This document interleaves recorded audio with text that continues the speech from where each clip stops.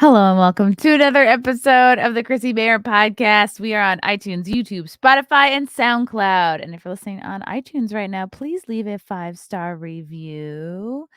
My album, live from January 6th, I think I'm still holding it down at the number 2 spot, which is not too shabby for something that came out a couple of weeks ago.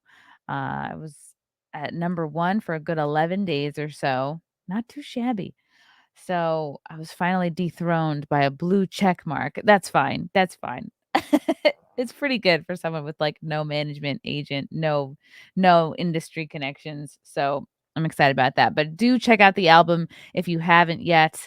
You can get it on Amazon or iTunes. And I'm going to do a quick shout out from our sponsor. Guys, I know that some of you maybe already crypto people yourselves. Oh, that's right. We're cueing the music here. Guys, we know that there's so many people out there that have made crazy money from crypto. But to me, it's kind of a mystery. So I love that this exists. I don't know if you knew this, but you can just copy somebody else's good picks. Like you can literally just you don't have to know anything about investing.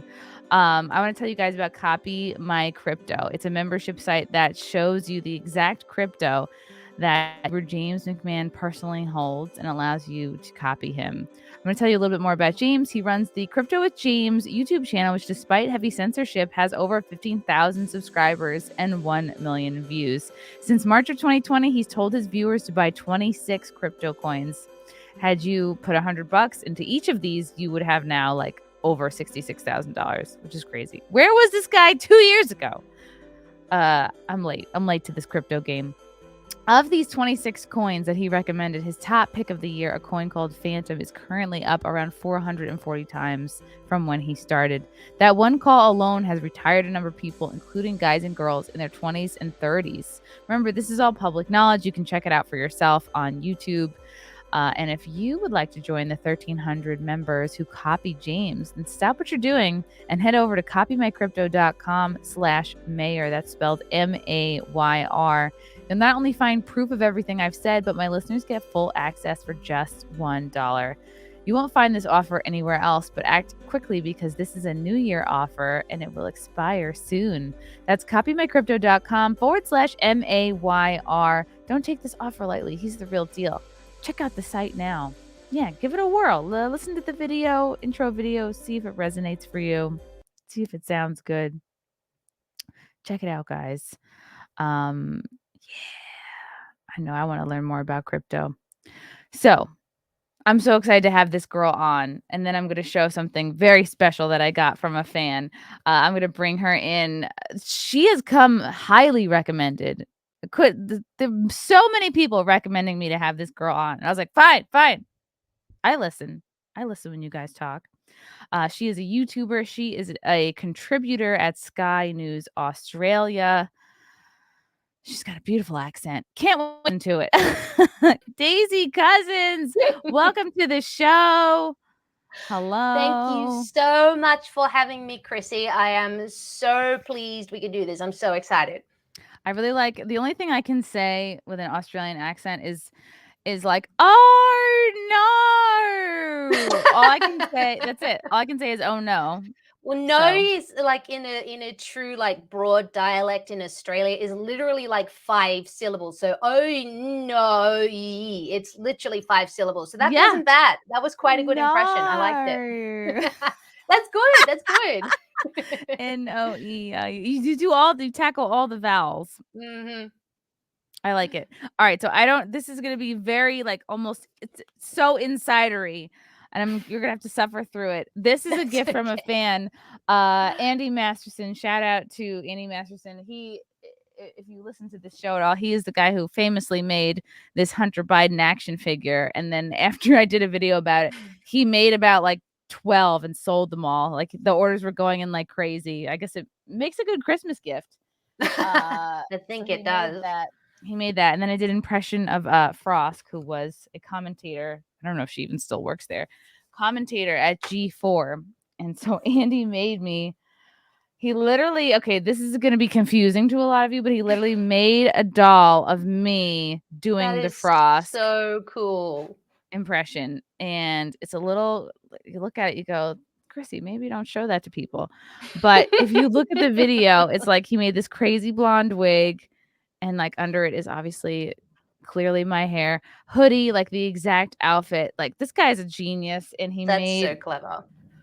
he also made a filing cabinet because this is another dumb inside joke, like, she was rattling off names of people, like, women who work for G4 and how much they, like, love their women, and so one of them was called Zipper, so I was like, "Oh, yeah, also filing cabinet," like, I made that up. It's No, I what love it.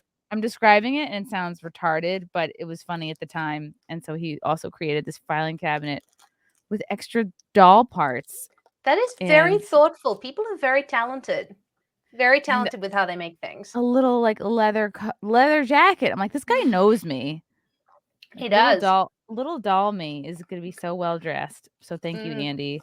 I'm gonna do another, like, social media post of this doll so everybody can see it up close, but appreciate you, buddy, and now Daisy thinks that I am, a crazy person No, who has multiple not dolls. not at all. Not at all. The dolls are excellent. I actually have a wonderful subscriber of mine who sends me stuff that he creates in a 3D printer, and it is just amazing. He sent me a literally a 3D printed version of Hogwarts. I'm not even kidding. And I'm like, I know, Whoa. I am absolutely in awe of his talent and creativity. I've no idea how people put this stuff together. So no, I very much appreciate the handmade fan products, and it's extremely thoughtful.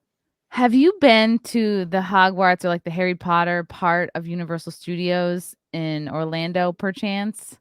I have not, and I Okay. really would love to go. You would love it. I was, Mm, sort of into it, like, I was dating a guy who got me into Harry Potter, so I'm like, "Alright, I read the books, I saw the movies, I enjoyed it.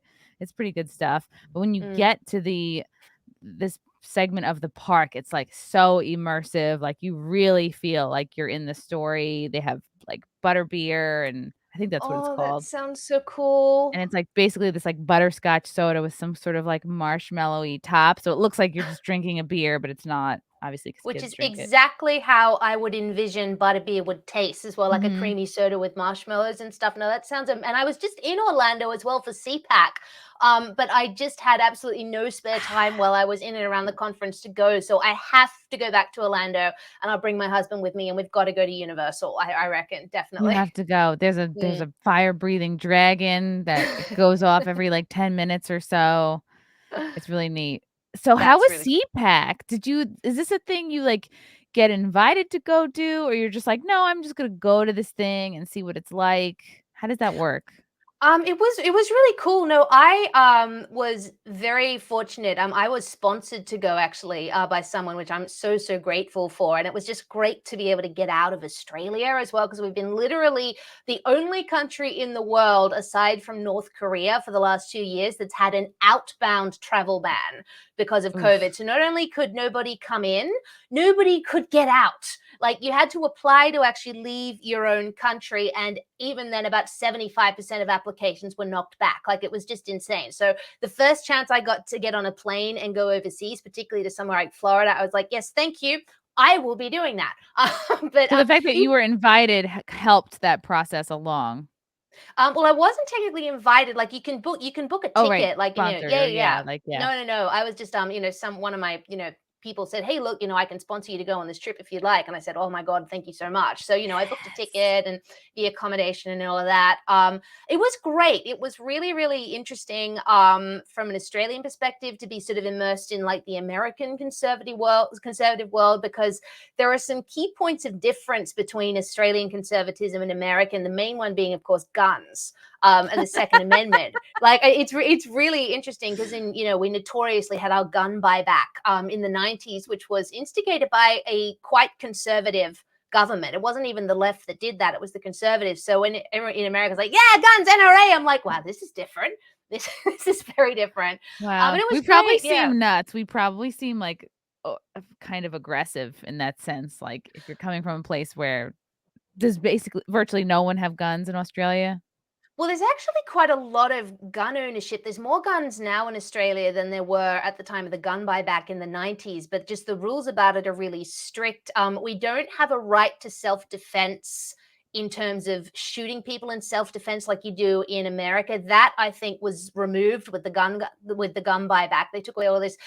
You can't store it intact. You have to store it disassembled in a safe that's like nailed to the wall, and you have to keep the ammunition in a separate place. And not only that, like the cops can literally come into your house at any time they want at random and say, hello, we're the gun inspectors, we need to check that you're storing your guns properly. Like it's so, Wow. yeah, it's nuts. And the thing is, Australians are by and large okay with that because culturally guns don't have the same significance. So I, as an Australian, I had to actually do a lot of work and a lot of kind of unpacking to actually understand the American perspective on guns. And it took me about a year actually to really get my head around it. Okay, it's a totally different way of thinking. And yes, to us that might look strange. Maybe I think guns are scary, but I did the work and I did the reading and I talked to Americans because I was curious, and I'd been admonished by Americans in the past for my views on guns. And I'm like, okay, maybe these Yanks are onto something. I'm gonna look it up. And yeah, it's once you get your head around it, like I do understand it. I understand the Second Amendment. I think in Australia, if we had a Second Amendment, our politicians would not have been able to get away with anywhere near what they've done with COVID. But it is interesting kind of observing that point of difference between Australia and America. I was very anti-gun. I've mentioned it before, but you know what? I'm mentioning it again because Yeah. Daisy's here now and she doesn't know my story. So No. buckle No. up, chat. I graduated very liberal arts college, like useless communications degree. I did everything. I did everything what all the girls my age were doing. You know, you go to college, you graduate an angry feminist, and then you spend your 20s and 30s working your way out of it. Mm. Mhm. So yeah, just sort of like hating men, women's studies major, like very just default liberal. Like, oh, of course gays are people and should be able to get married. Like that's what being like a liberal sort of like meant to me at my coming of age time. So Mm. I had a kind of a journey too, getting my head around guns, like in a pretty short period of time, like maybe yeah, like 2-3 years. I went Mm. from people, oh yeah, you should definitely vote for Hillary over Donald to yeah, like the more guns the better.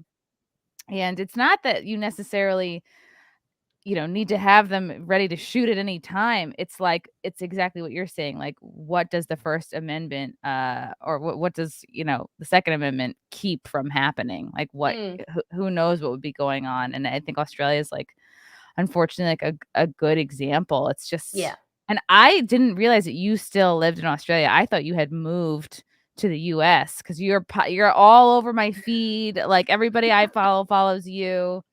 You're in No, the no, you're in the still in world. Yeah. Australia.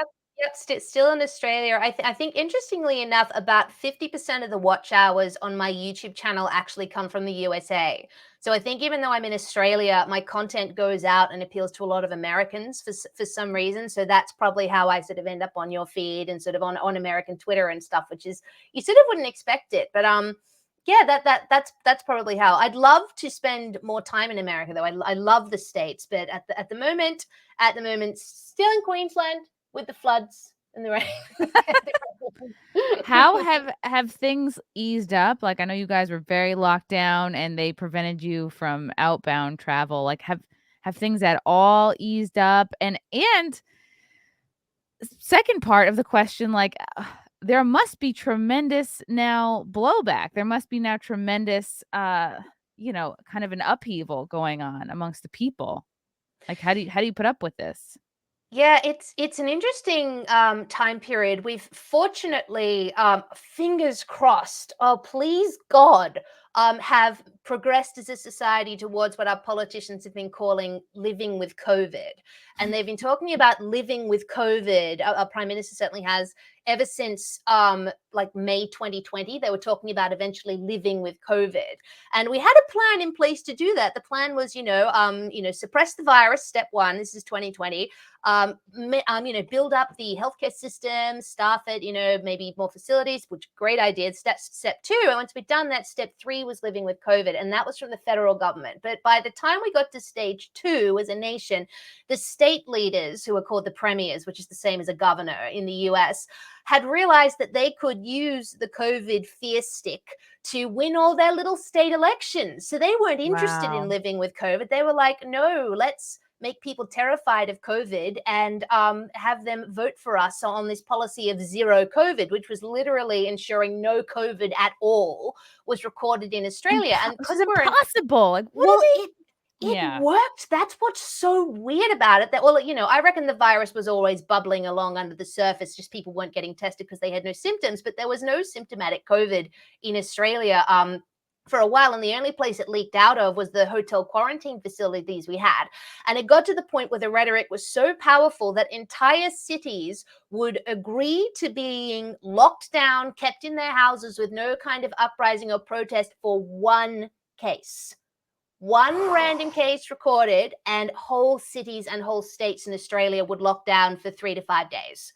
And it literally Whoa. used to make me want to pull out my own teeth, because I, as a comment, I knew the other side of the story. I know the, very small fatality rate of the virus, even pre-vaccine. It used to drive me mad, but people just bought into this notion in Australia that COVID was the next bubonic plague.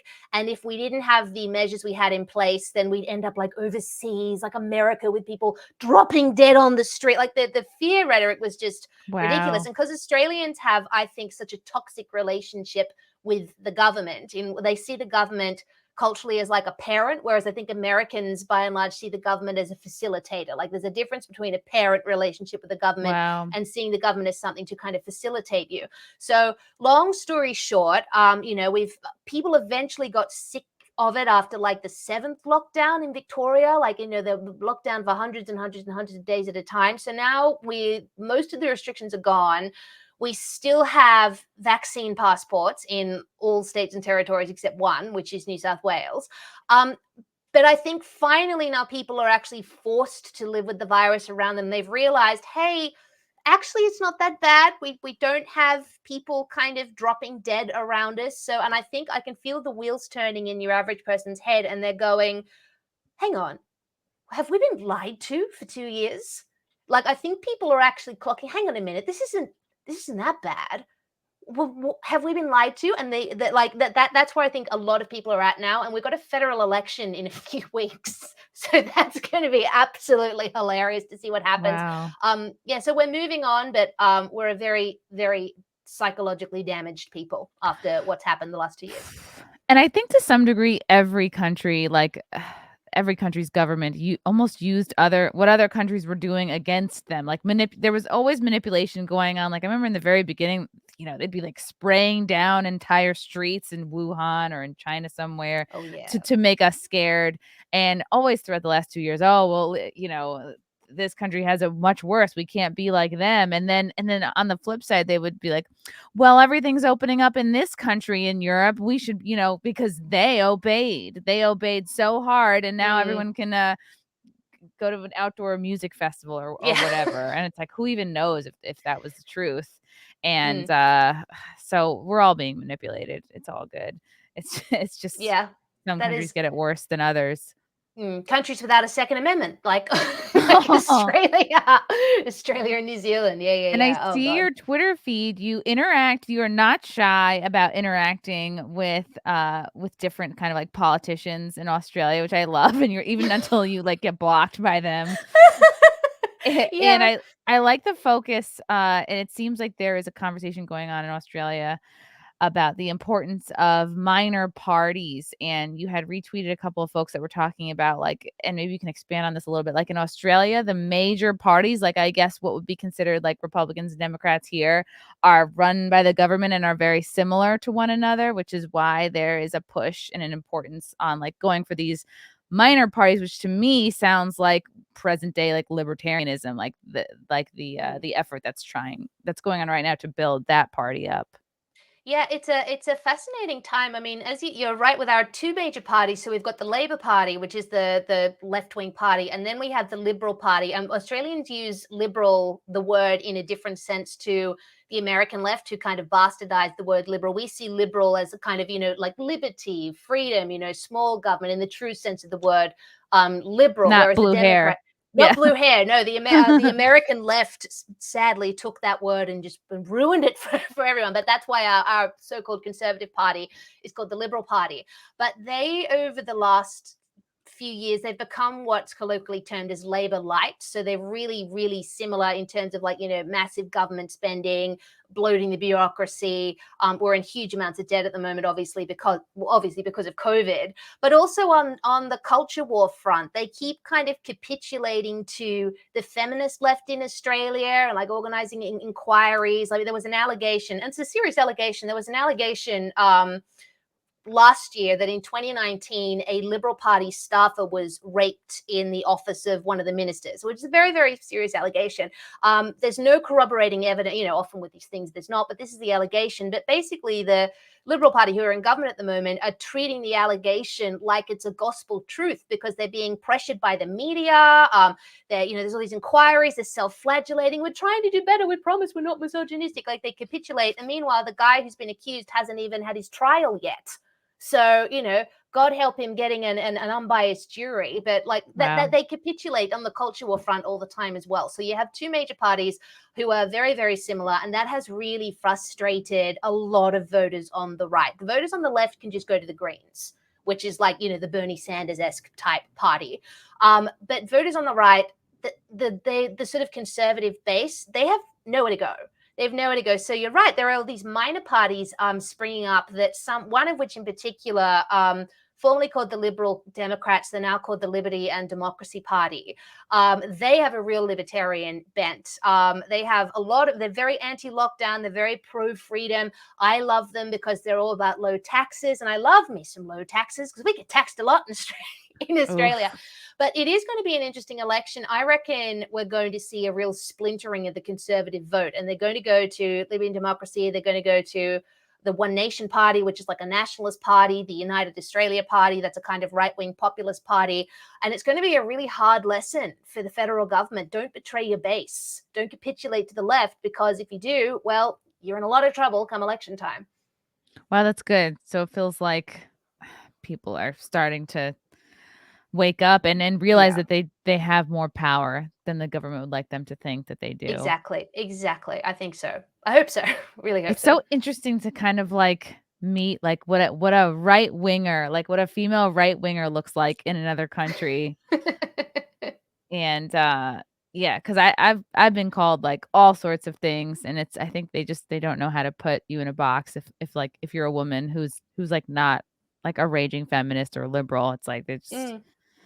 yeah. That's so true. Yeah, and that was when I kind of came onto the scene in 2017, because this is something I completely fell into. I fell into it, like, I don't even know how. I started writing about politics. It gained some interest because I wrote these sort of really kind of narky, satirical, really quite controversial articles. I go back and read what I wrote in 2016 and 2017 Was for the that for Sky Spectator. News? Oh, no, No, this was for the Spectator before I even worked for Sky News. It was just like opinion pieces I was writing for the Spectator. And I reread them. I think, oh my God, I actually wouldn't have the guts to write that now in 2022. It's amazing what you come up with when you're kind of raw and new, like you'll just put anything on the page. But when I started doing that, and I got picked up by the ABC for a TV show, and then I got picked up by Sky News, so I became a bit more visible. The left in Australia, kind of the cultural left and the Twitter left, they had no idea what to do with me. Like, as you say, they had Hmm. no idea what box to put me in. They're like, well, is she just their first instinct was, oh, well, she must be sleeping her way to the top. Like that was Of the that course. was the oh, she must be screwing everyone. Like, that's obviously full What? disclosure. There's another way to There's get ahead? another way to get ahead as a woman, other than, yeah, and it's a strange kind of backwards feminism, isn't it? Full disclosure, I'm not sleeping with anyone to get to the top, just so everyone knows. But there was that. Then they tried to say that I was a grifter because for a few months I worked for a women's magazine, and I wrote a couple of sort of semi-feminist articles because, lo and behold, my views evolve over time, as everyone's do.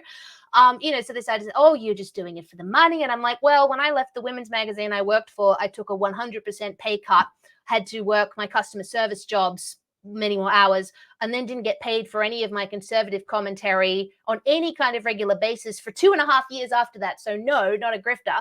But they have all these excuses. And it's like you say, they can't figure out where to put us because they're so intent on the identity politics. If you're a woman of this age, then you believe these things, and no other women exist. And if they do, well, there's something wrong with them. They're being influenced by men. They're, whoring themselves around. They're grifters. They're nothing. You couldn't possibly genuinely hold right-wing views if you are a woman unless there's something wrong with you. And I think that is the most sexist attitude that you could possibly think of, and it comes from people who call themselves feminists and who say they're anti-sexist. I mean, it's the double standard is incredible. Yeah, I feel like there's almost like a female kind of identity crisis going on, honestly, Mm, globally. And I like that you did a couple videos about well, you this one video that you were commenting on Emma Watson, like, is she intentionally trying to make herself uglier? And at first I was like, yeah, and oh, it's because she's a feminist. And then you went into depth about how, right, she has been in the public eye since the age of 11. She was sexualized really early on, and mm, that what we're seeing could be just a reaction to her being like just pushing everybody away in the sense that, like, when you have women who are like abused, like, regular abuse or sexual abuse, like, they end up putting on a lot of weight just because they're actually just trying to distance themselves from the threat, and that perhaps like the way Emma Watson is dressing and presenting herself is just a defense mechanism because she, you know, mm. like you said, came of age in Harvey Weinstein's Hollywood. And I just was like, oh wow, that actually made me feel quite a bit more sympathy for her because it's so easy to be like, girl, why aren't you made up? You're on the red Yeah. carpet. Oh, she's an ugly feminist. She just doesn't care how she looks. Yeah, it's Emma Watson is a really fascinating case. She because she is very beautiful. Like, I'm making that video about her. I just got lost looking at photos of her because she's so like So effortlessly. beautiful. Yeah. Oh my god! I'm like, I'm just going to sit here and look at photos of Emma Watson all day because she's just so damn pretty. Um, but yeah, I just noticed this sort of deterioration in her, the way she presents herself, not in terms of her becoming uglier, but her dressing in a very anti-sex way, if that makes any sense. And I thought, that's not an accident. Like, there has to be a reason behind that. So I was like, maybe it's a feminist thing, but I thought, no, if it was a feminist thing, she'd go and do like a Demi Lovato and have like the mullet cut or the blue hair. I'm like, no, this is different. And I thought to myself, maybe she just got sick of people staring at her and decided to kind of, dress the antithesis of that. And I thought, wonder if I can make a YouTube video about that. And I wrote it, and I'm like, huh. So it was a little sort of thesis, but it sort of, I thought when I made it of, how Britney Spears shaved her head in Yes, I was just 2007. thinking that. Yeah. Yeah, and she said it was because I'm just sick of people touching my hair. I'm sick of people, doing that. And I thought, I reckon it sits in the same vein as that. And I reckon a lot of those Hollywood starlets who, yes, they are irritating. Yes, they're irritating feminists. Yes, they're jumping on the bandwagon. Yes, it's about trending.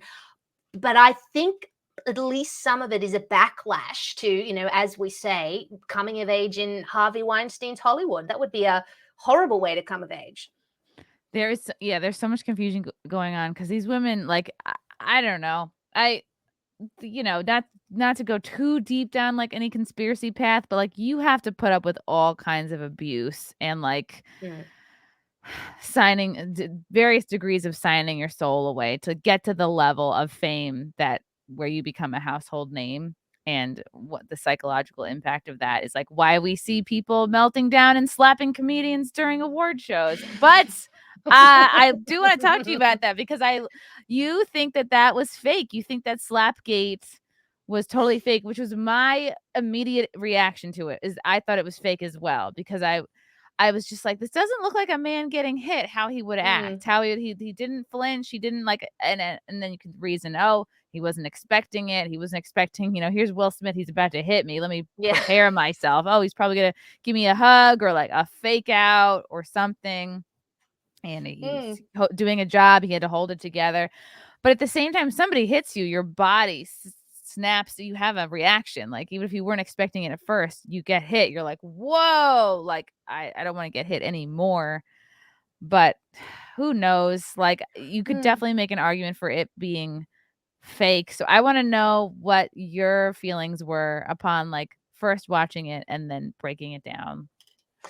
Well, yeah, it was a fascinating little night at the Oscars. I mean, And my look, here God. we are talking about Woo, it. here we are So talking it about it worked. days later. So whatever whatever it is, it worked. But look, um, yeah, my husband sent the clip to me and he's like, "This is nuts." And I was like, "Wow." And I looked at it and I saw it and I thought to myself, that can't be real. That's ridiculous. No one would do that. And like, so I thought, well, it looks quite convincing. So I watched it again and again and again.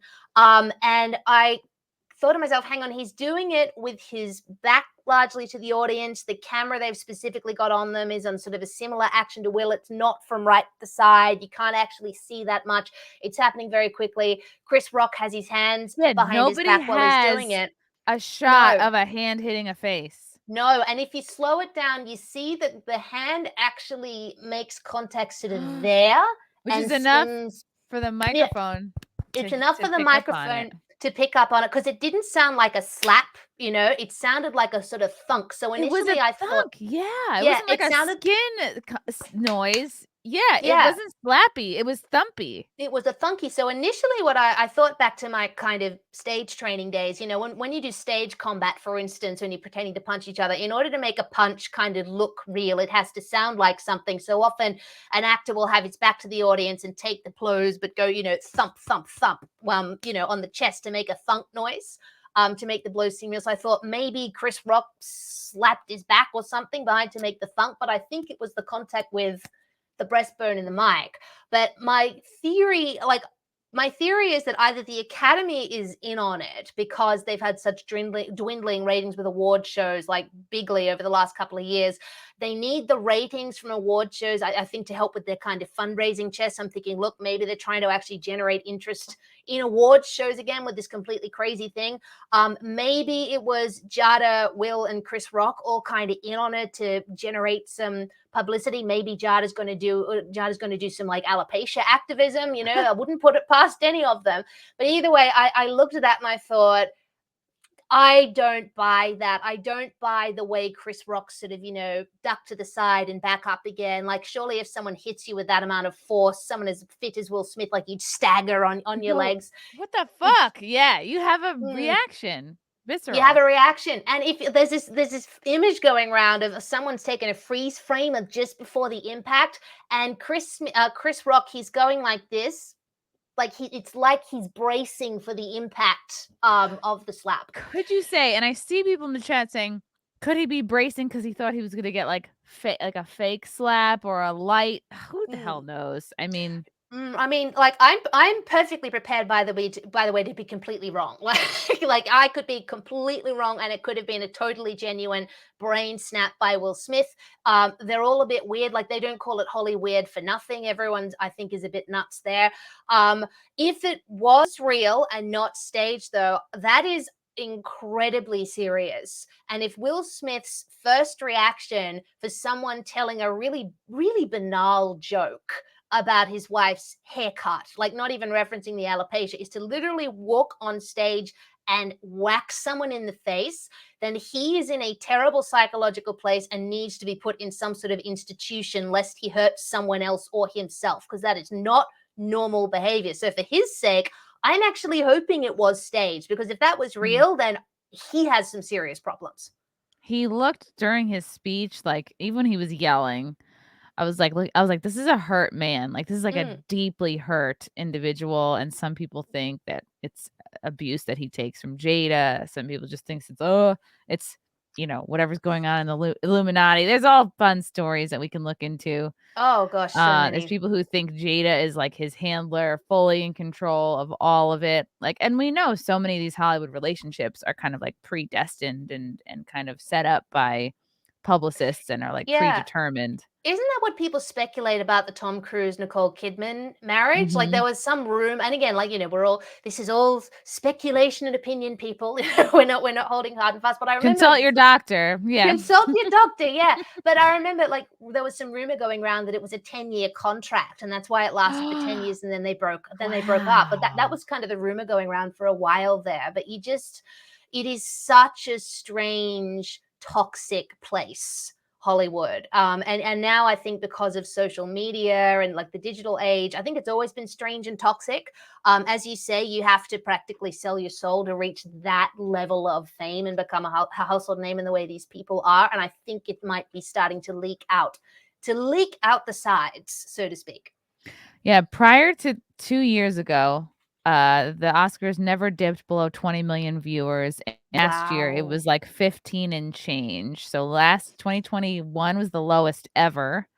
And Mm. so knowing that, I would totally not put it past them to be like, "Yeah, we gotta do something. People love Mhm. world star hip hop. We gotta have somebody fighting. We gotta have." That's exactly what I thought. I thought, "Oh Yeah, my god, what better way to generate some notoriety at the Oscars than to have someone hit someone?" I mean, the only other yeah. thing I can think of, it sits in the same vein as when Britney Spears kissed Madonna, like, years and years Mhm. and years ago to sort of generate. I mean, I think Madonna, she Remember kissed when that was Christy. scandalous? Now Yeah! it's like you could find people going down on each other on TikTok. It's like there's just nothing is shocking anymore. I Ugh, know. I Oh hate my this god, crap. no, the Overton window has just moved so profoundly. But yeah, like if it was real, Will Smith needs help, but I would not surprise me at all if it was staged to kind of bulk up the ratings or something like that.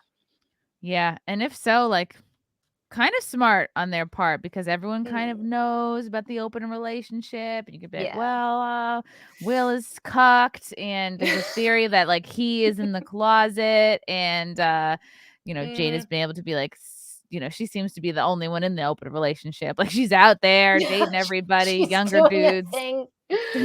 A relationship is Uh, very open for her, and people have theories that like Will's gay and they're not letting him be out about it. And then I guessed when this first happens, I'm like, okay, here's a way they can save his image. He comes out of the closet. Oh, he deals with all this, you know, like blowback from the industry. Oh, you can't be gay. But then this is the best time to be gay. It probably would I help his know. career. There's not been a better time to be gay as a public figure than now, and or gay or anything, or trans, or Yeah. identifying as non-binary. There has never been a better time in history to be any of those things. So if Will Smith is in the closet, I wonder if he will come out though, because I mean, like, yeah, it's the best time to be a celebrity and to be gay, but he's kind of Will Smith. He's got this very kind of heterosexual hero publicity image going on. Like, Yeah. His would brand he is very straight, and who knows, very maybe it's part straight? of this deal, like, whatever I guess he's been with Jada, like, what, 20 years? Since 98 or Yeah, it's quite something? a long. It's a long time. It's a long So time. whatever deal he has with her, it's like it's contingent on him appearing straight. Could Who be. knows?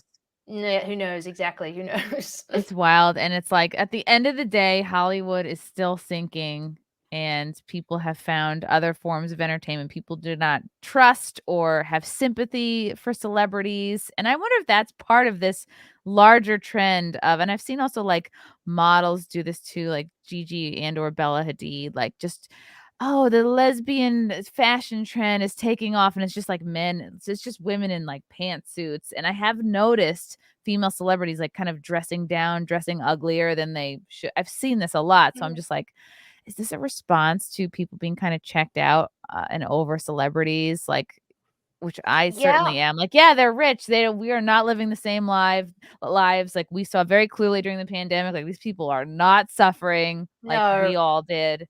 No, they're singing that So, stupid song from, like, their mansions in Los Angeles to people stuck in studio apartments in New York with, like, 3 kids and no ventilation. I mean, it was just obscene, and, like, on your point about them dressing down a lot, I actually noticed. I was talking about this in my live stream yesterday about how irritated I was with the women at the Academy Awards because they were just dressing no way like, say, the starlets of the early 2000s and before did, with the beautiful gowns and the beautifully done hair and the bling. And no, it was like, one wow. of them was wearing like half a kind of crop top business shirt thing, and then it was Kristen Stewart, who was nominated for Best Actress, rocked up in literally in a pair of shorts, in her hair, and Oh, she man. looked great in the shorts. She's got great legs, but that's not something I would have thought you'd wear on a red carpet. But conversely though, the men have really stepped up though in the way that they dress on the red carpet, not just sort of, like a Harry Styles thing wearing a dress, but beautiful colored jackets and waistcoats and like spats and shoes and, interesting. interesting ways of dressing. Um, but that's a really good point you make, that maybe they've realized that everyone hates Hates them now, them. so they're trying to be more relatable. Yeah, like none of these are the looks from our 3 co-hosts. Why do we need to have 3? I don't understand, 'cause none of them are, like, interesting or, famous enough to host on their own. Mm, Like, none of these outfits are don't these people have stylists that they can I know. consult? Like, there's pieces missing, it's like, pants and, like, I What think is y what that is this? She disembodied bow thing that Amy Schumer's got going on this is This like, looks like a present that you got for Christmas for, like, your wife, but you got it, like, really early in the year, so you had to hide it in the attic, and then you yeah. completely forget about it and find it years later. That's the vibe I'm getting from Schumer's dress here. Mm, I Yeah, think and then so. we have I don't know who Ariana DeBose is, but again, like, this is ill-fitting. Like, I this is know. a dress for a tiny woman, and, like, it's just like it's making her she's, like, pouring out of it. Like, what is Mm. going on? What is I going on with noticed the that style? with a number of the women, actually, they were wearing like these, Rubenesque women, wearing these dresses that like usually tiny women wear, like with the slits up the leg, and the kind of, chest Yeah. falling out and stuff like that. And I'm like, um, girl, you're a beautiful woman, but you're Rubenesque, you're voluptuous. That's a You nice way to put it. probably, yeah, Rubenesque. Rubenesque. I love the word. Pre-diabetic. Rubenesque is such a it's a great catch-all word. Oh my So god. good. That, there are ways of dressing as a Rubenesque woman that make you look beautiful and are very flattering, and give you confidence that you're not going to spill out here and there. So why wear the kind of dress that a size 0 would wear, with a slit up the leg and the chest falling out everywhere, where it's all you're going to feel all night is uncomfortable? Because I don't know, sometimes it's like when you are too fashionable, you cross over into, like, looking, like, kinda garbagey. Yeah. I Let's see, think do so. they talk about it here? No, I'm not interested in there was a picture of yeah, oh, Zendaya, this is, like, Yeah. half a shirt. Again, she's thin, tall, she can wear anything. She's beautiful. I don't know why she's Yeah, just put herself in a weird kind of, sparkly skirt and like half a shirt. She's like a stylist's dream. What, like, yeah. why? Why this deliberate dressing down? It's like, "Oh, we look you could look good in anything, so let's have you not look good." Yeah. This is like she ran out this is like she had a one night stand after New Year's Eve, like, woke up, realized she had an event, she's like, "Alright, I'll just wear the skirt from the night before," and she, like, grabs the guy's shirt, she's like, "I'll just cut half of it off, I'll wear this, it'll be fine. You know what? I don't have time, I'm not gonna do my hair at all." Mm. Yeah, that's sort of is the vibe I'm getting. She's lucky that she is so beautiful and has such a Oh, beautiful yeah. figure, because she still looks gorgeous. But I just think, if you've got that face and that body and that skin, why not, you Yeah. know, do something really, really Do beautiful with it? and you don't have to, like, reinvent the wheel, like, Mm, stick to the classics. mm. Nicole Kidman, again, like, this is a bad this looks like just like, I don't know, a And bunch of that's this on. looks like you she didn't she's like, "You know what? I'm not gonna finish making the bed." Like, when you're like, you just, you get distracted and you do something else in your house, and that's what this dress looks like, a half-made bed.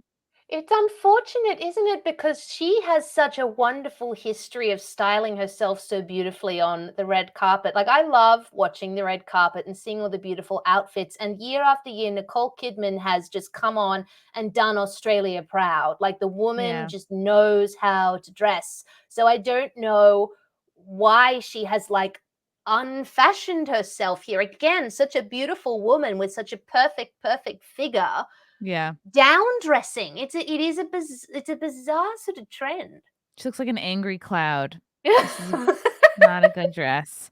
No. Jessica Chastain, I mean, she's a fellow redhead. I don't wanna shit on her. This is I mean, God, I hate the bottom.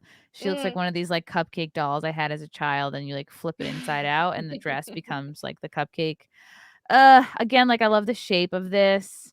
I wish it were all one color, and I wish it didn't have this craziness The at the ruffle. bottom. See, Yeah.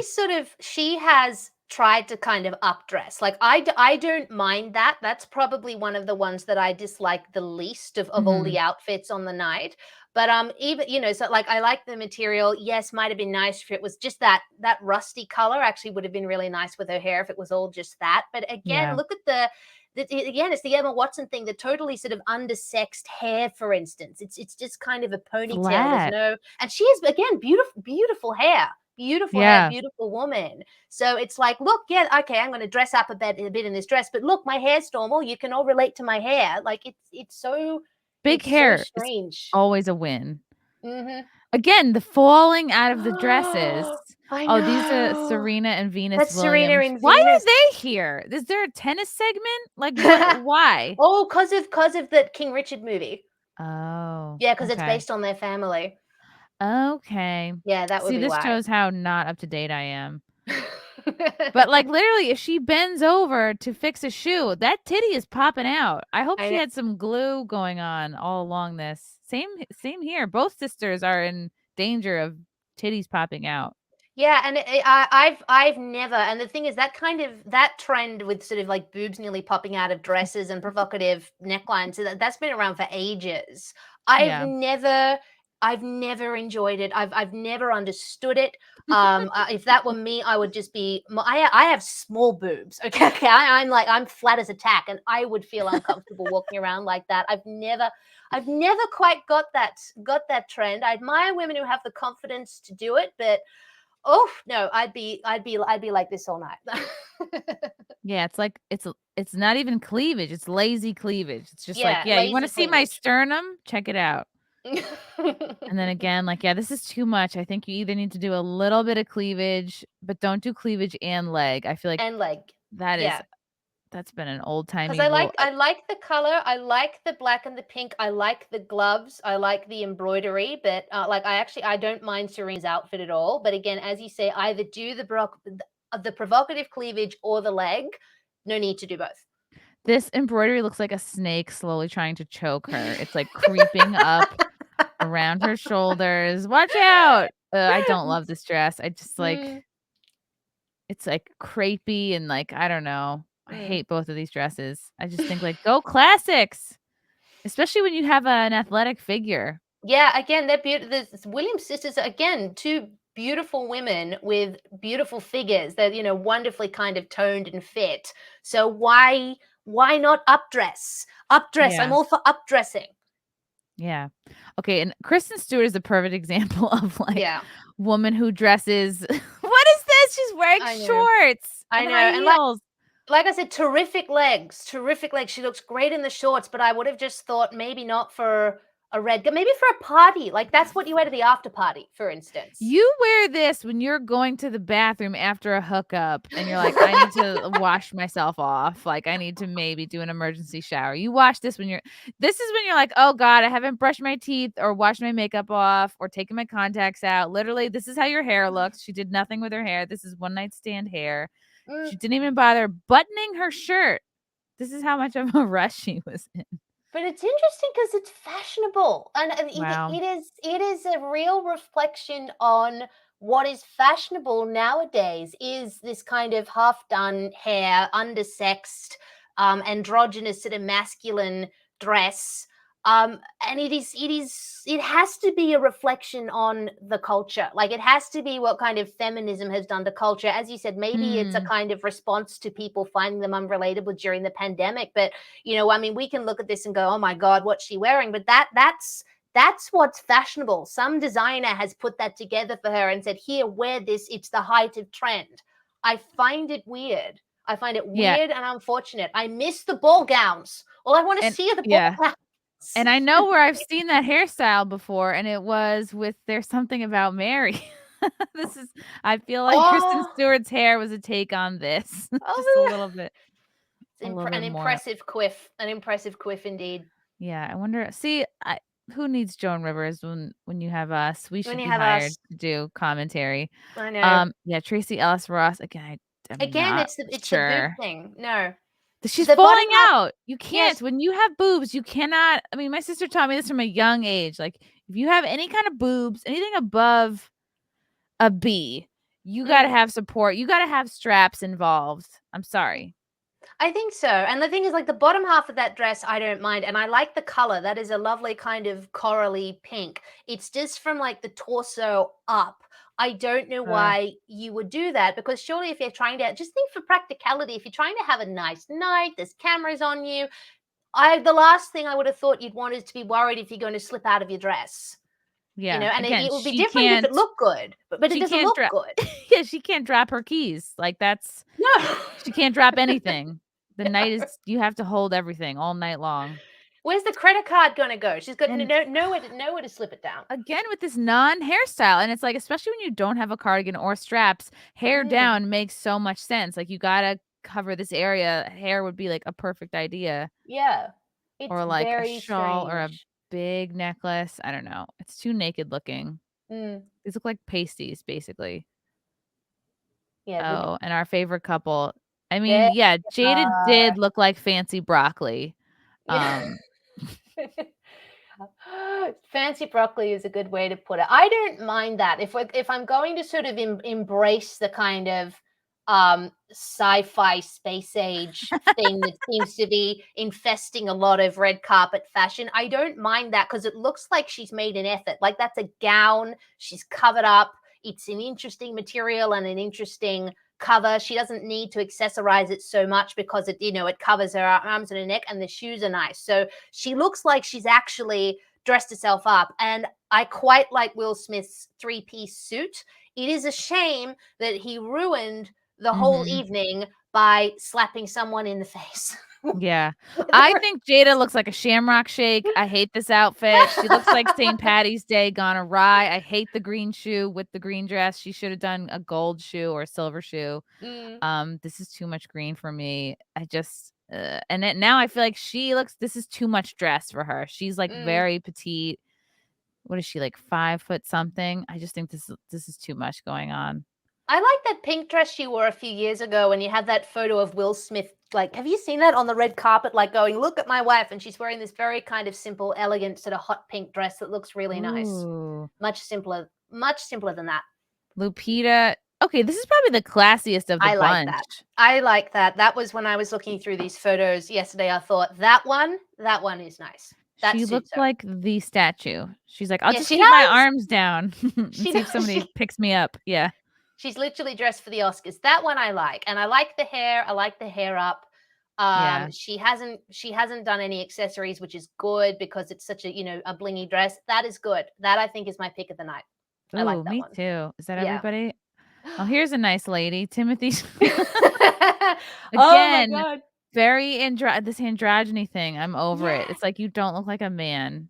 I Yeah, don't know how old he is, but, like, yeah, Timothy Chalamet. I'm a fan of Timothy Chalamet, and I actually didn't mind what he wore. Like when you see it with the pants, if you look at just kind of the blingy jacket, it's like, what are you doing? But I don't know. There's something about his face. He has this kind of Byron-esque romantic poet thing going on. Yeah. And they were all a bit like that. They were, Little masculine, but they fruity. had this, yeah, a little bit. They had this sort of feminine kind of touch. It was about, self-expression. So if you see that in context, I actually don't mind that. I think he pulled it off. I don't think anyone else in the world could have pulled it off. But something about his face and his kind of hair, I was okay. Yeah. I was okay with that. I didn't mind it at all. The vibe here is like he would beat you in an arm wrestling thing, but it would be close, you know? Yes. Yes, yes, that is exactly right. It's just the right amount of masculine in with the androgyny. He just gets the balance right. Oh god, Billie Eilish, this is a garbage bag. She's wearing a garbage bag. Again, another Too beautiful much. woman. Did you see what she wore at the Met? That beautiful peach dress when her hair was blonde and she looked absolutely stunning. I think this is another one who's been, like, sexually abused and is, like, just out of Something sorts. like that Yeah. because she can look so gorgeous. Like that peach gown she wore at the Met with the blonde hair was absolute, like classic Hollywood gorgeous. And then she shows up to the Oscars in this. This is like, "Get away from me, don't talk to me," and you Yeah. know what? If you throw me out back with the rest of the garbage, I wouldn't even be upset. Like, get It me out of this event. it's weird. It's weird, and she's matched her hair to the dress, which makes it even worse. It's bad. Like I don't, again, like it's got to be covering up something. It's the same thing Emma Watson does. There's no figure, there's no sexuality to it. It's a totally underdone hairdo. Yeah. That's not Maybe an she's accident. Maybe she's, like, embarrassed of her current boyfriend, and this is how she sneaks him into the event, just under her dress. Just be quiet, move when I move. Oh There's a god. person under here. It could be. I don't know why Reba. I don't know why she'd wear that. Oh, Reba This is McEntire actually looks not nice. bad. Yeah. Well, she the Classic thing red-haired lady with green dress. mm, no, she looks good, and the thing is, like, that's Reba McEntire, like, because 'cause she's been around for such a long time, she knows how to dress on a red carpet. She's not one of Yep. these younger starlets. She knows what looks good on a red carpet. She's not trying to be trendy. Nope. I She's like, love "Look." the square shoulders. She makes it work. She Yeah. looks good. She does look good. See? Mm. This is Oh, again sad, Amy. sad, sad, Amy, sad. no. There's no waist. I mean, like, I feel like Oh, if I were a famous celebrity, I would make the time to, like, try to work out. I don't know. How busy could you be? You could get, you know I what I mean? You have an hour every day. Do you reckon maybe I've just had a thought, Chrissy, Pharmaceuticals. have they run out of ideas? This Have is these what, look at her face, looks like I've run out of ideas. Could I that don't. be it? They've actually run out of ideas of how to make themselves look unique and interesting on the red carpet, so they've Yeah. just kind of thrown something together and hoped it works. This look is, I've thrown my hands up. Again, I look like the forgotten about present in the attic from a Yeah, couple years ago. I hate to be mean about her, but Let's be mean. I can't help it.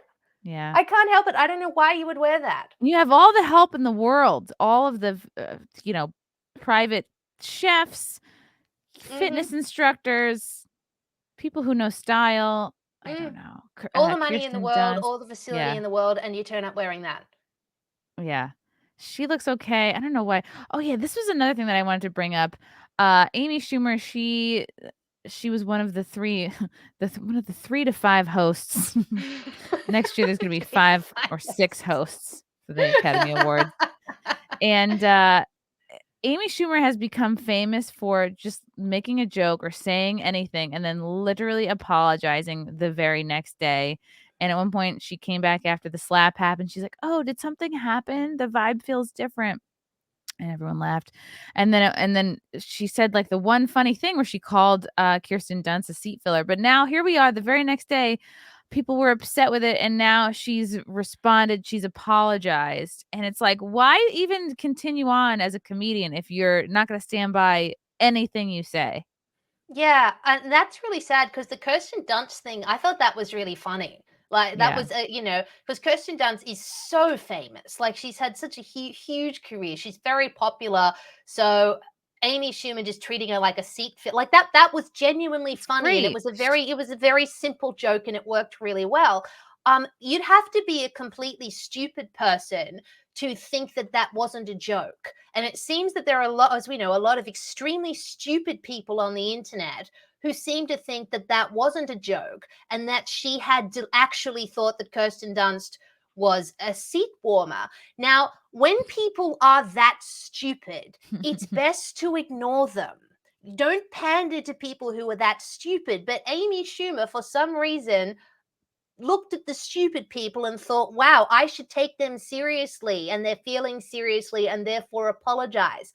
That is extremely stupid. The I hate fact to use that, the like, word again. yeah, Kirsten, she's a household name, like, that's why it's funny, and Yeah. because people are retarded, "Oh, look at this fan quickly came to her defense," like, she needs a defense from Crazy Together from Twitter.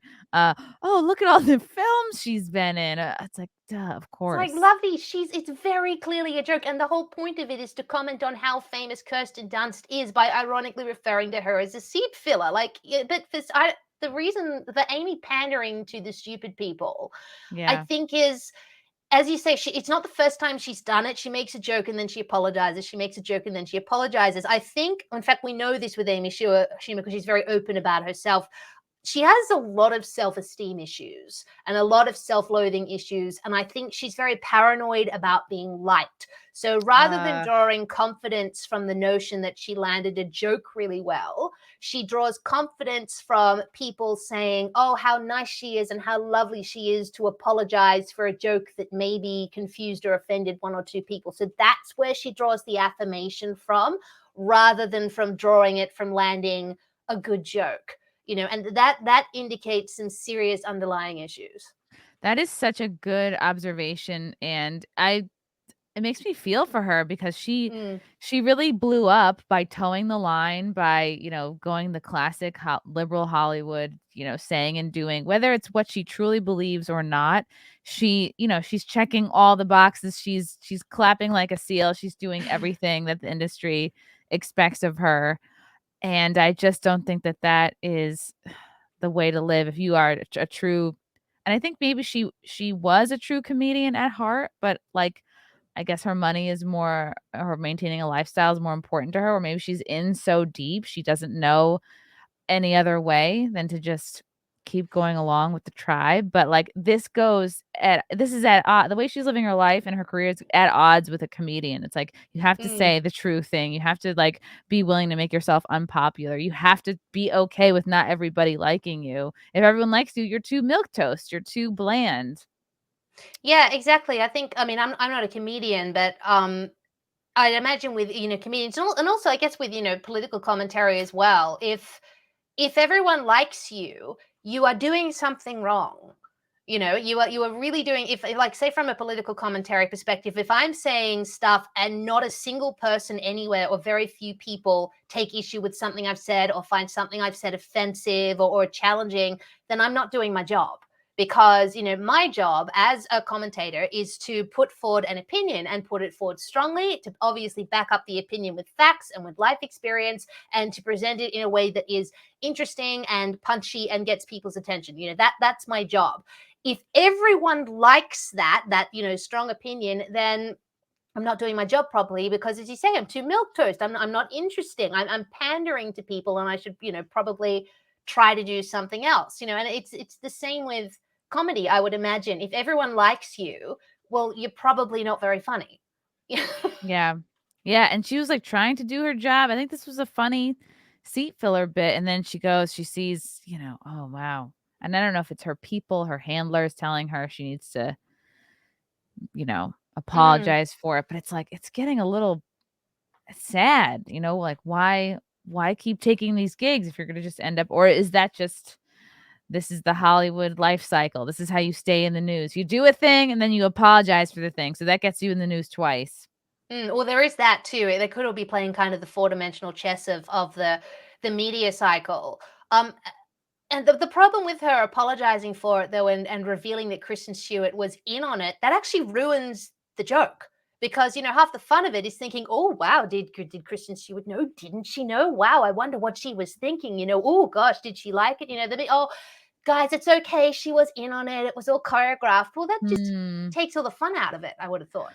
Which, right, because these things are so rehearsed. Every joke, everything the hosts say is combed through and heard a few times, and the scripts are given over to the people to review.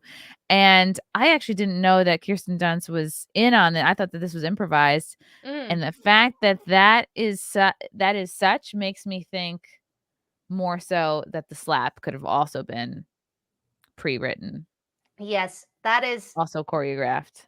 That's what I thought, and I one of my first instincts when I thought the slap might be choreographed or staged was, I remember years ago, Zac Efron at the VMAs, not the Oscars, but one of those kind of trendier awards.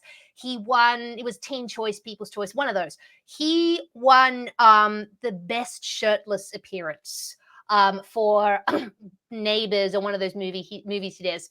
And when he went on to accept his award, he goes, "Oh, thank you guys." And then one of the female hosts ran up behind him and ripped his shirt off from the back. And the audience started screaming. And he's like, "No." And he pulled it off and threw it away and did like a power pose. And everyone screamed and went, "Wah!"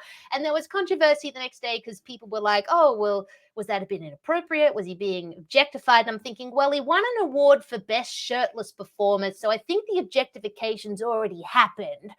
We can talk about that, in a different discussion. But Cameron Diaz was talking about it the next day on a panel, and she was saying there is no way that wasn't rehearsed. She's like, "There's no." She's like, "I know how this works. That absolutely would have been totally choreographed. They're not just going to rip Zac Efron's shirt off."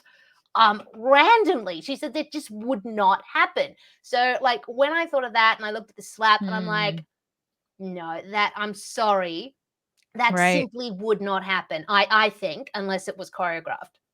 And think about, like, Janet Jackson's nip slip, that was choreographed, I think. Mm. Yeah, yeah, Like, yeah. I Well, think it was secretly choreographed between her and, Justin Timberlake, right? Didn't he isn't he the one who, like, unveiled the nip? God, yeah, that so seems he like slipped his forever hand ago. over and did it. It's like that wouldn't happen in real life, like, you know? Yeah, you'd be No, very careful to not take off some of Janet Jackson's clothing. Yeah. exactly, exactly. I'm gonna Yeah. get to a couple of these super chats. Dewey Nguyen, I'm pronouncing this wrong. You both look great. I first heard of Daisy from my wife. Now I know where she gets her amazing classic style.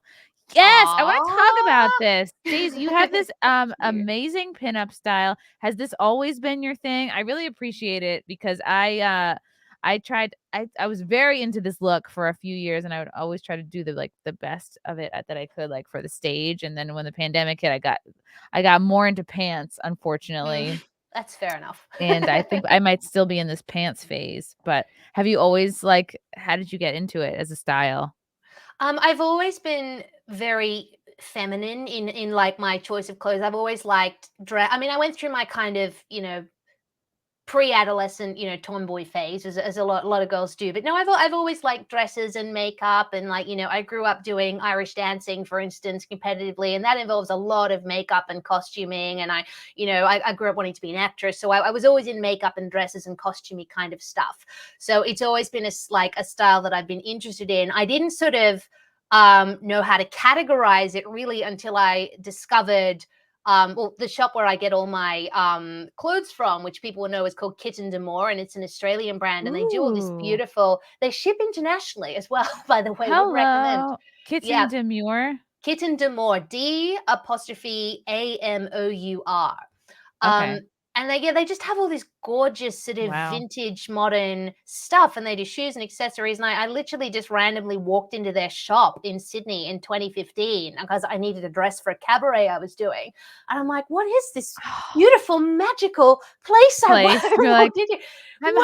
home." Yeah, Yeah. I'm That's home. how I feel. Exactly. There's a shop in New Orleans called Dolls and Dames or Dames and Dolls, something like Oh, that. gorgeous. And That same sounds like exact something I'd thing. like. Mm. All like retro, like fitted dresses with like a full skirt, some of them halter, some of them like, Oh, just pretty. gorgeous. And then like the cropped cardigans, like Mm. not quite like Mary Jane. Oh yeah, like Mary Jane shoes, and then like all the accessories, like fun costume jewelry. I was like, I spent money. I'm like, but I was like, "Oh, this is Yeah. this is all what I want my outfits to be." So I just went Yeah, exactly. Well, nuts. like when you find your brand, basically, and it was like that brand in particular was like I was like, right, this is how I like dressing. This okay, this is my this, and they kind of shaped. Before I even started doing the public commentary stuff, I just love that style and that era. I think it's just so completely beautiful from a fashion perspective. And when I started doing TV, I looked at how a lot of women dressed on TV and I thought they all look very nice, but they're just, they're wearing suit jackets and shoulder pads and stuff. And something I thought to myself, they're sort of like honorary men.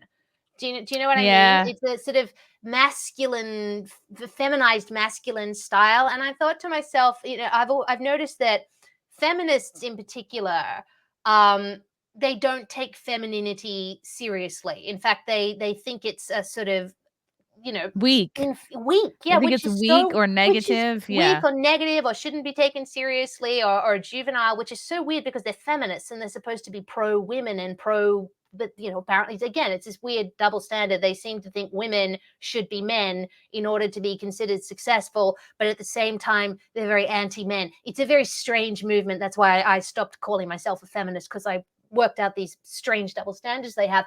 But when I came onto the scene, I thought, okay, I want people to perceive femininity as something that can be taken seriously. So when I started doing TV, I lent into the style. I didn't change my style. If anything, I doubled down. I did like the mad curly hair and the flowers and the bows, and I'd come on in these sort of, this top I wear on TV a lot, or stuff with lace and frills and very, very vintage chic. I have a dress covered with daisies that I wear. I have a Ooh. dress in like a Hawaiian print or from Kitten Demore that I wear on TV sometimes.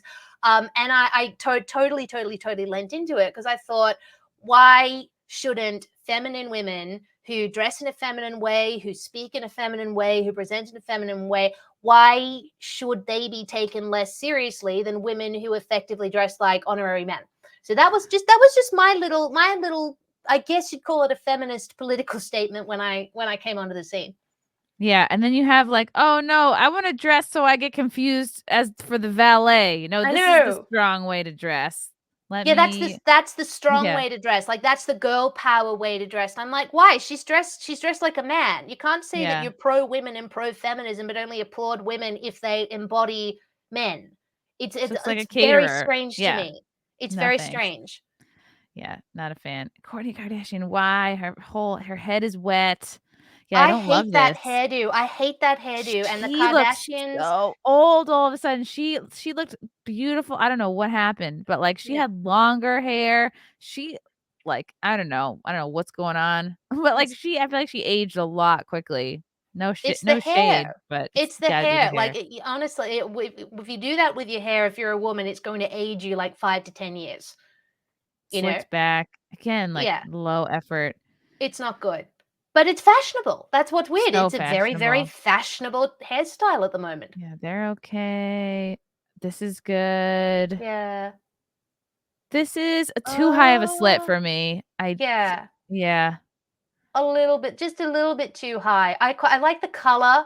I like yeah. the kind of ruffles around the top. I think she pulls it off, but just this cover that front bit Very and easy for us the to see her cooch. Like, it would very take easy. her, like, spreading her knees, like, 8 inches apart, and it'd be like we would see how the sausage is made. Yeah. No thanks. Jamie Lee Curtis. This is classic Jamie Lee I like Curtis. that. I like Yeah. that. She looks good. She She can never doesn't look good though. She always manages to look nice. What is Oh, this? Maggie, I saw that and I thought, what are those like I could cope with it if it didn't have the gold 3D things on it. Are these, like, sealing medallions? Like, what is this, like someone tried to seal a letter over and over again, like an old-timey wax letter? That's sort of what it looks like. This is Maybe you'd wear horrible. that maybe you could get away with that at the Met Gala. Right, this is very Met Gala. This is so bad. I can't Ugh, even make fun of this. I'm lost for words. I don't even know what this looks like that I could no. make fun of it. She looks just like the letter T. Yeah. With This with with dress is weird brought to you by the letter T for tired. I wonder if she has the same things on the back. Like that's is the back of it covered with like gold sealing wax things? Because that would make it even more you wouldn't be able to sit down all night if that were the case. It's a very Wow. strange choice. Very strange, and I don't like the dark lip, like, this is too harsh, like, she's very fair, she doesn't need Mm, super dark hair.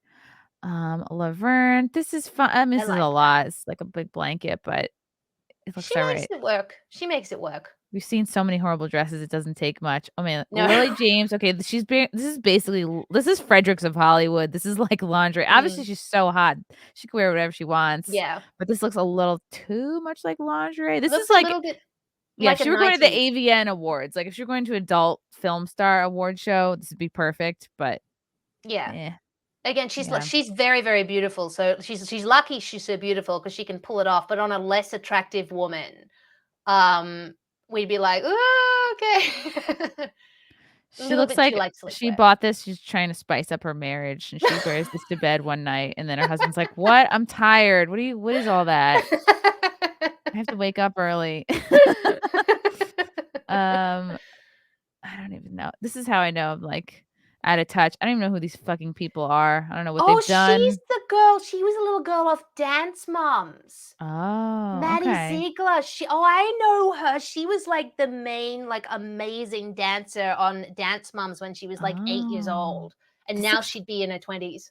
Again, this is too much dress, but, like, we've seen so much crap that I'm actually, like, fine with this. Yeah, my bar has been really lowered. So Really I've lowered. yeah, really lowered. Is that Mila Ashton Kunis Kutcher? looks This is Oh! Ashton Kutcher and Mila Kunis, who looks very different here. Maybe she had Yeah. some things done to her face. She looks Something, different. yeah. I hope But she the didn't because she's so beautiful. She didn't need anything done to her face. I don't mind that dress. I think she looks nice. She looks these like an look early like wax figures, like, this doesn't even mm, look like Ashton Kutcher. They he both looks look like a he's had little something done to his face. maybe these are He's body doubles. Yeah, they look a he's little had melted. yeah, Oh, well. the I mean, lighting doesn't help.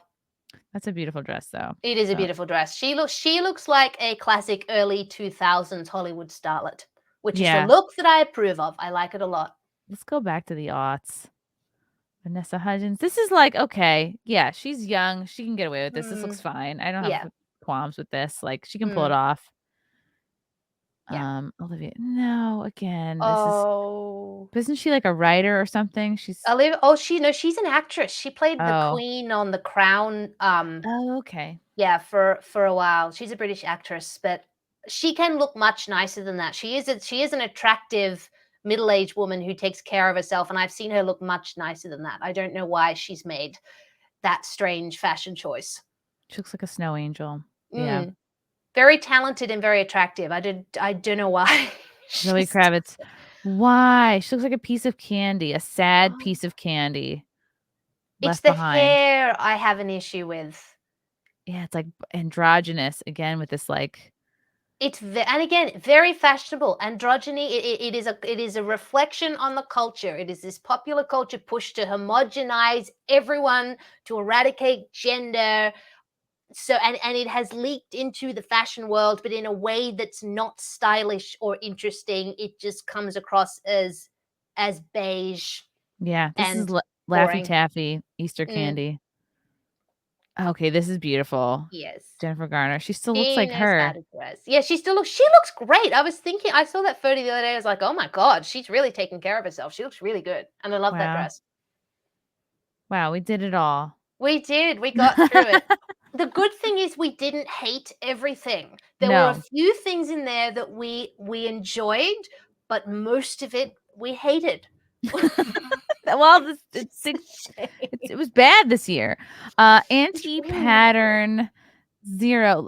The lovely Daisy on the lovely Chrissy show. The 2 best based women on YouTube. Aw, Wow. You thank guys you. you guys are great. Don't forget to hydrate, Daisy. Please do this more. Yes, that is a You thing don't that I hydrate? no, I when I I do don't either. live streams, when I talk, and I'm finding it now, I forget to take sips of water when I talk to camera because I talk so fast. And it's a habit from television. So when I live stream, I'm like, okay, guys, if you are super chatting me, you're helping me out doubly because you're helping my financially, but also it's my cue to take a sip of water or coffee. So each time I come Oh. like, oh, okay, that's my cue, and Well, I coffee's gonna take a sip. dehydrate you, but that's what I do. Mm, I just chug coffee all day, and then I'm like, "Why am I so thirsty and yeah. lightheaded?" Me too. Probably the reason because I drink a lot of water throughout the day, and I wonder why am I always so thirsty? It's because I'm also drinking coffee, which tastes delightful and keeps Yep. me awake. But oh boy, it just drains you of moisture. So it's like a How do you double-edged sword. how do you like your coffee? A very simple coffee order, just white coffee with no sugar. White coffee Okay. with no sugar. That's White all. coffee? Yes, well, just black coffee with milk. In Australia, we call that white coffee. Oh, Yeah, wow. That's neat. Okay, cool. All very right. simple coffee order. Yeah. I'll do, like, just half and half, like, cream, no sugar, or Mm. if there's, like, a fun cold brew, but, yeah, nothing crazy. Half and half is so nice. We don't have that here. Like What? we don't have half and half in Australia. So every time I go to America, I'm like, oh my god, I You have hate cream? American Do you coffee. have heavy We cream? have cream, but it's not a cultural thing to have it. Generally, in coffee, you'll just have whole milk, like full cream milk, as we call it, or skim Oh. milk. And we don't have multiple types of milk. We have full cream milk, light milk, and skim milk. Whereas you've got 2%, you've got half and half, you've got skim milk. It's a much 1% oat milk, 1% soy oat milk, milk. Yeah, almond milk, coconut it's a milk. much wider variety of milk and cream, but I love the half and half. When I get to America, I'm like, yes, dunk that in my coffee. Wonder if I could send some to you. I would love you forever if you sent me half and half. It might go off on the journey. Aaron redacted. Can we please take a moment and bless the rains down in Africa? Okay. I don't even I know how think to do that. I think that's a song lyric, It isn't is a it? song. It's a song. Bless the Yeah, yeah. rains down in Dun, dun, dun, Africa. dun, dun, dun, dun. From Irish Nat. Daisy, looking good, per the usual. Did you hear Steven Crowder played a clip of you? Thought you were very fetching as well. I mean, style and brains. Is there anything you don't have? Oh my gosh! Thank you so much. I'm thrilled by all these compliments. Yes, that is very very sweet of them. Yes, I was aware. Stephen Crowder the other day played a clip of mine on his show from Sky News that I did a spiel on the Bolt Report, which is a fantastic show on Sky News Australia last year. I have a spot on there every week. But last year we were talking about Nancy Pelosi. And God. I know. Well, it was after she'd done one of her mad kind of rambling. Yeah. You know, How do people not crack up? Like, I'm sure there's people laughing and like looking around being like, this is real those life. reporters, I don't know how they sit there. Probably they're all laughing. They're probably like happy they have their COVID masks on because they can just laugh and no one will see it. But I did some spiel. I said that Joe Biden, you know, you got a president who's off with the pixies. You've got a vice president. The best thing about her is that she can do a bad French accent. And you've got a speaker of the House that apparently doesn't know her Arthur from her Martha, was the tagline of my little rant that I did about Nancy Pelosi. And Benny Johnson, a few days before the Crowder podcast, tweeted it. So it started going all over Twitter. Then Dan Bongino saw it and he put it in his podcast. And I was so good. Oh, that's so cool. And then Steven Crowder picked it up and put it in his podcast as well. And he said during the podcast that he really liked my 50s style. So I was very, very flattered and thrilled to have been using Steven Podcast's podcast. I'm going mad. Steven We know what you're Crowder's saying. podcast. Yeah. You know what I'm saying? And I was very pleased you liked my style. It's very overwhelming to get like compliments and then people feature you in their show. You're like, whoa. It's like sometimes you're like, does anybody listen to these things I do? And then when you see it in someone else's show, it's like it's a real moment. It's exciting. I know. It's very thrilling. I felt very privileged and very honored in all seriousness because I'm a big fan of all three of those guys. Awesome. From Aaron Redacted. What are the odds of bringing Daisy on Simcast? Can we make this happen? Oh, yes, Daisy. You have to do my Sunday show. I'd love to. Just a panel of ladies. It's basically this with more people. Like we'll talk about our fun messages we get from like simps, like fun or weird fan messages, but then also just like news, and it's a hoot.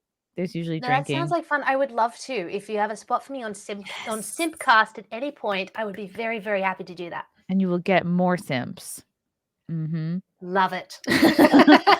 From Aaron Redacted, can Daisy explain why a spoonful of sugar helps the medicine go down? Now we all know that's a song lyric. We all know that's from Mary Poppins. How does a spoonful of sugar help the medicine go down? Isn't that sort of a metaphor for life, though? It is. That's why I have gummy vitamins. Exactly. Yeah. Exactly. It's a metaphor for like you have your gummy vitamins in life is the equivalent of kind of what does it take? Kind of taking the rough with the smooth. Like if you have to stomach something that's awful or do something you don't like, then sort of think in a positive way about it, and that'll be the spoonful of sugar, and it'll be a whole lot easier.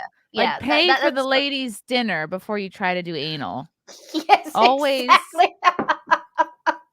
do something nice. Do something nice. Do something nice and you shall be rewarded. Yeah.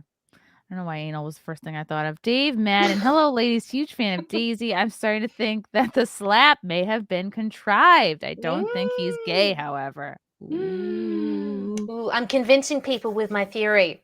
I'm pleased. Very pleased. Yeah. It is interesting. Because I think I was Ryan Cannell, who I follow and I do a show on Friday nights with, he was like, yeah, I don't think that this was staged because clearly Hollywood can't come up with anything that will like capture the audience's attention because the ratings have been so bad. Fair enough. I was like, that's a good point. Fair enough. It's like, are they really that good at acting? Like, are they really that creative? Or is it one of those cases where truth is stranger than fiction? Mm-hmm. Chris Rock made a documentary about Black woman's hair called Good Hair in 2009. That's completely out of character for him. Not sure if it was fake or not, but there were motives. Yeah, everyone's like, this is a very sensitive issue. White people are not allowed to talk about it because it involves Black people and Black people hair, which we have no idea about. No idea of it. No. It's a foreign world. Danny Nightblade.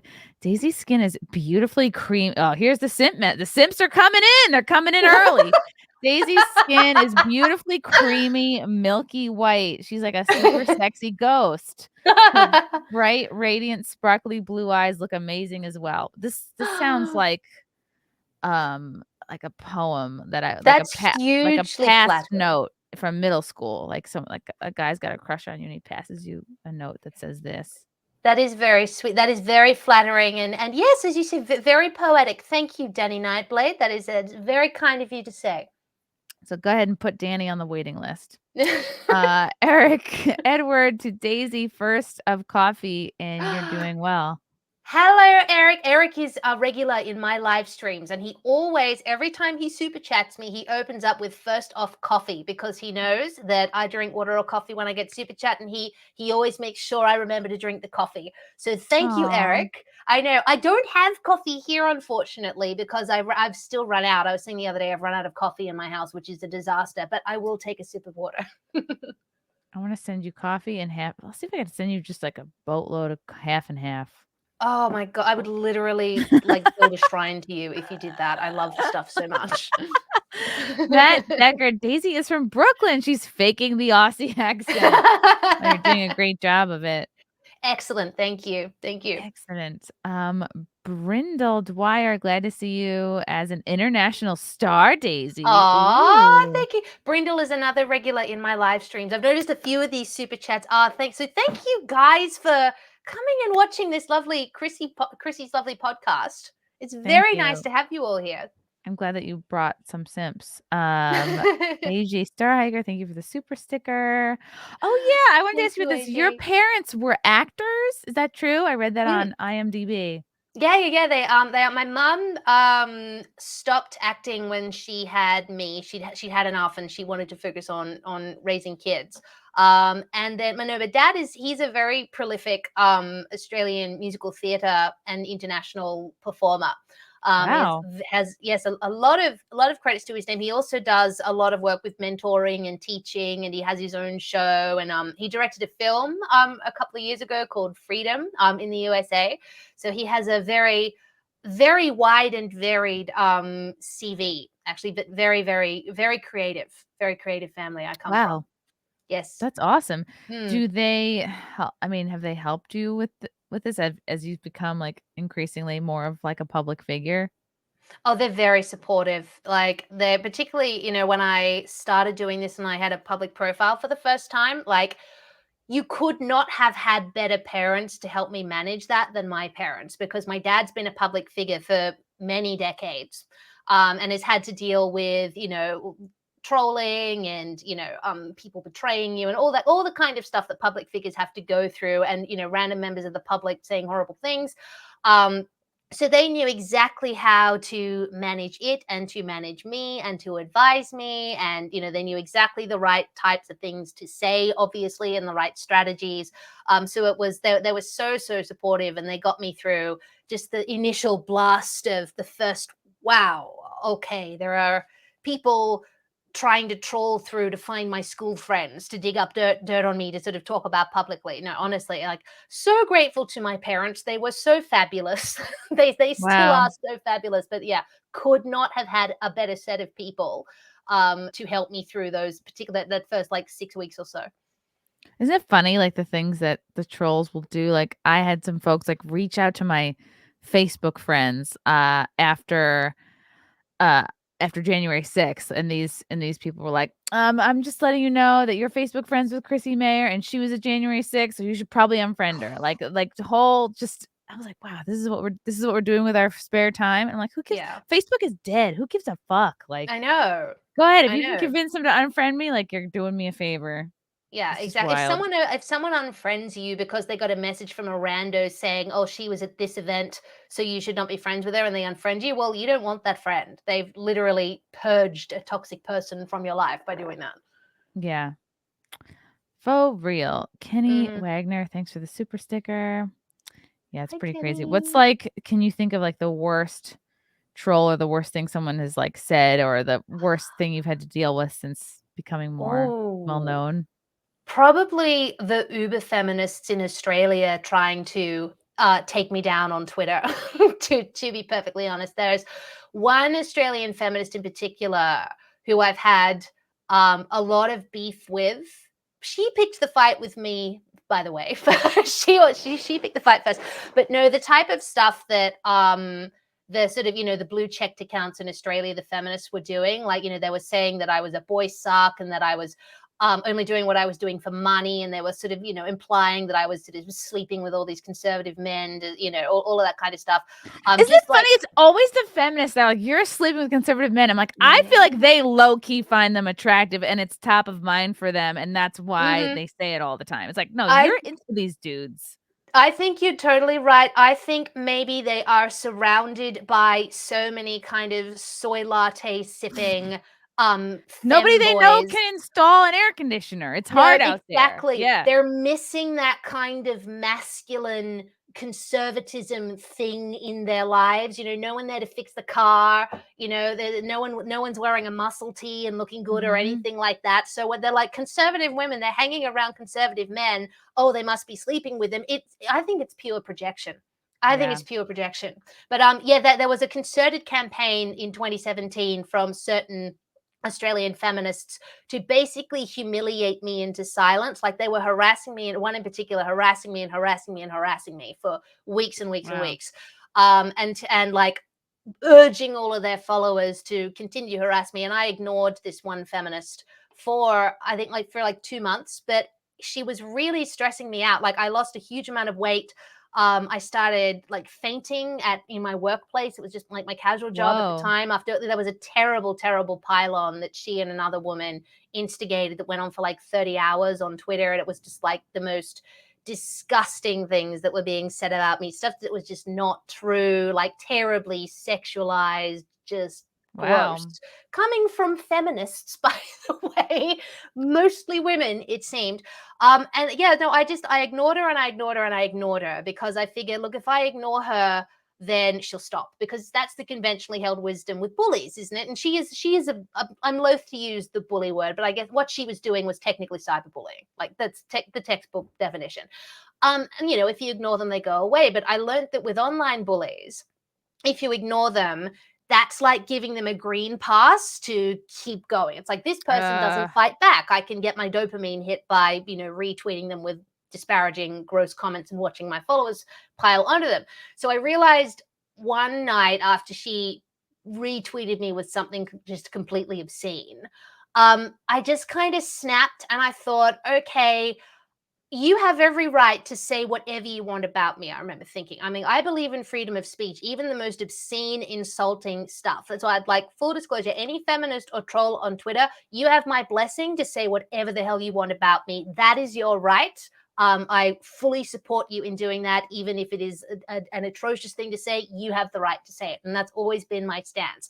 The reason that I was angry about it wasn't because I was offended by anything she was saying, because why would you be offended? She was being like, be dissociate from that. But I was just like, why are you doing this? I've never met you. I've never interacted with you. I've never said anything nasty to you or about you. Like I wrote an article about this feminist a couple of years ago in her defense. For goodness sake, I wow. thought, why have you decided that She sounds obsessed. yeah, it was totally, in my opinion, like totally obsessing. I'm like, why have you decided you hate me so much? Was my thing. And so I'm like, well, all I want you to do is stop. So I'm going to have to hit back. I thought the only way to make this woman leave me the hell alone is if I hit back and I hit back twice as hard. So I thought to myself, okay, I need to say something here that is so completely appalling that she will just be completely flabbergasted.